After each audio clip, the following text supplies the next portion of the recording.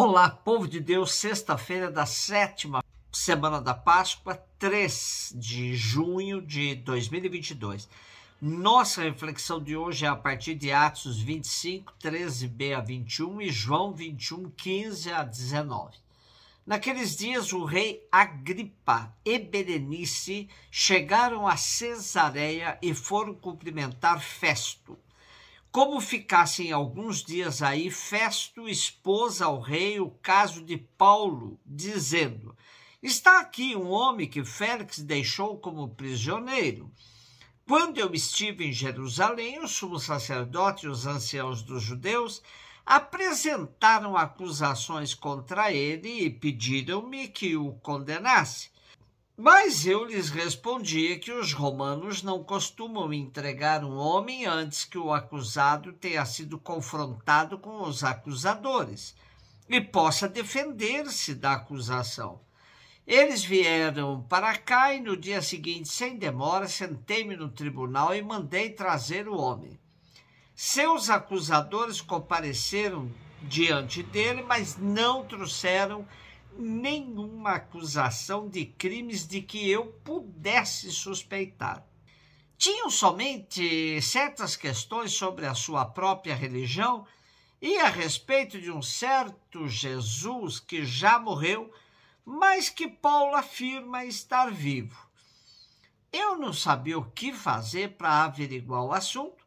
Perguntei então a Paulo se ele preferia ir a Jerusalém para ser julgado lá, mas Paulo fez uma apelação para que a sua causa fosse reservada ao juízo do Augusto Imperador. Então ordenei que ficasse preso até que eu pudesse enviá-lo a César. Voltemos a pedir ajuda ao nosso teólogo José Comblan. Comenta ele: 2 vezes já, por intermédio do tribuno Lísias e do governador Félix, o poder romano que eles representam veio solenemente declarar a inocência de Paulo e a insanidade das acusações proferidas pelas autoridades de Israel contra ele.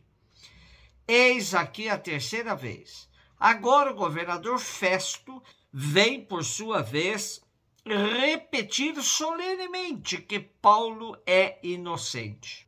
Foi denunciado e atacado por todos os chefes da nação, pelas instâncias representativas, mas Roma vem depor diante da história. Paulo é inocente, não fez nada que merecesse a morte.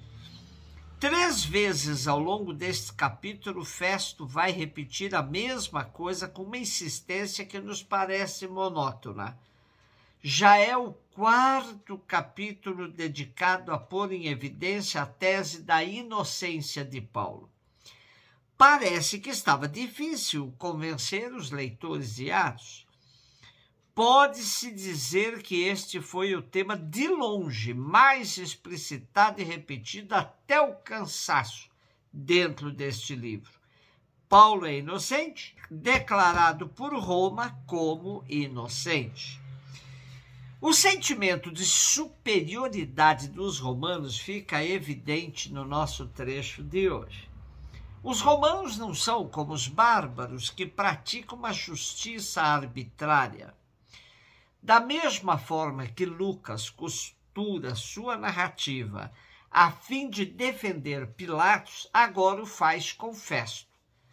Passa-nos a impressão de que Lucas assume o orgulho romano e mostra que entre os romanos a lei funciona e ninguém é acusado sumariamente. Porém, mesmo consciente da inocência de Paulo, Festo o mantém preso. Paulo se torna um preso sem julgamento. Dados do sistema de informações do sistema penitenciário Infopen apontam que das mais 770 mil pessoas presas no país, no Brasil, 34,7% não foram julgadas, 64% são pretas ou pardas e 70% desse contingente são também pessoas sempre pobres, sempre sem condições de contratação, de advogados ou outra coisa assim. Isto forma um cenário que vive à beira de um colapso. Essa é a realidade da maioria dos presídios do sistema prisional brasileiro, no qual ficam amontoadas pessoas em celas sem qualquer estrutura. Portanto, é histórica a falência do sistema prisional no Brasil. Paulo aqui estaria perdido, não teria realmente onde recorrer. João 21, 15 e 19, Jesus manifestou-se aos seus discípulos e depois de comerem perguntou a Simão Pedro: Simão, filho de João, tu me amas mais do que estes? Pedro respondeu: sim, Senhor, tu sabes que eu te amo. Jesus respondeu: apacenta os meus cordeiros. E disse de novo a Pedro: Simão, filho de João, tu me amas? Pedro disse: sim, Senhor, tu sabes que eu te amo. Jesus disse-lhe: apacenta minhas ovelhas. E pela terceira vez perguntou a Pedro: Simão, filho de João, tu me amas? Pedro ficou triste porque Jesus perguntou 3 vezes se ele o amava. E respondeu: Senhor, tu sabes tudo, tu sabes que eu te amo. Jesus disse-lhe: apacenta as minhas ovelhas. Em verdade te digo, quando eras jovem, tu te cingias e ias para onde querias. Quando fores velho, estenderás as mãos, outro te cingirá e te levará para onde não queres ir. Jesus disse isso, significando com que morte Pedro iria glorificar a Deus. E acrescentou: segue-me. Um grande exegeta especialista em João é, sem dúvida, Raymond Brown. A ele recorremos hoje. Ele diz: a maioria dos comentaristas tem encontrado na tríplice e reiterada pergunta de Jesus, tu me amas? E no tríplice, tu sabes que te amo?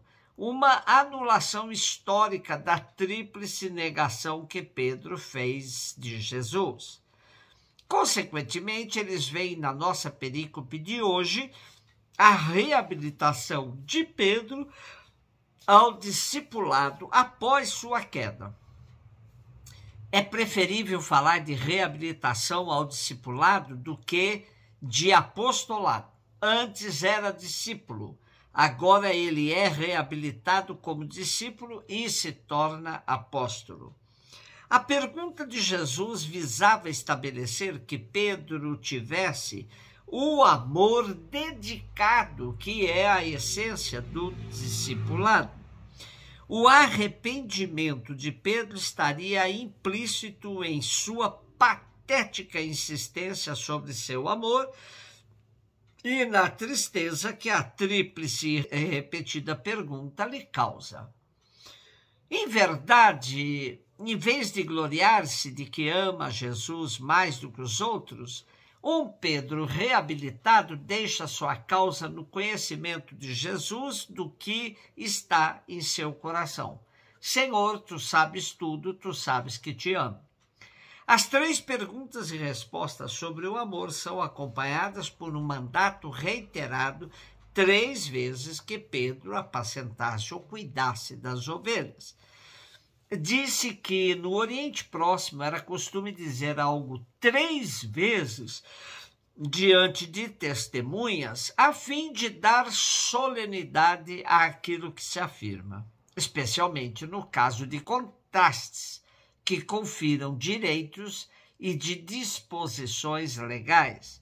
Nesta analogia judicial e cultural, se propõe que o tríplice mandado de Jesus confere autoridade e importância especiais ao papel de Pedro como pastor.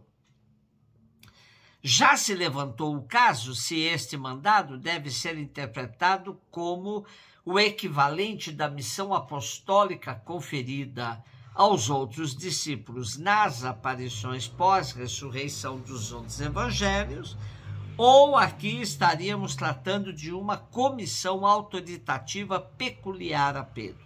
Em todo caso, esse apêndice ao Evangelho de João, capítulo 21 todo, destaca mesmo a autoridade pastoral de Pedro, embora este relato tenha sido escrito uns 20 ou 30 anos depois da morte de Pedro.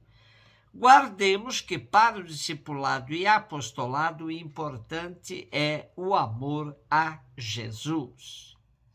Hoje celebramos os mártires de Uganda, um grupo de 22 liderados por Carlos Lwanga, que foi queimado vivo enquanto os outros 21 rezavam, aguardando a sua vez de morrerem pelo Senhor.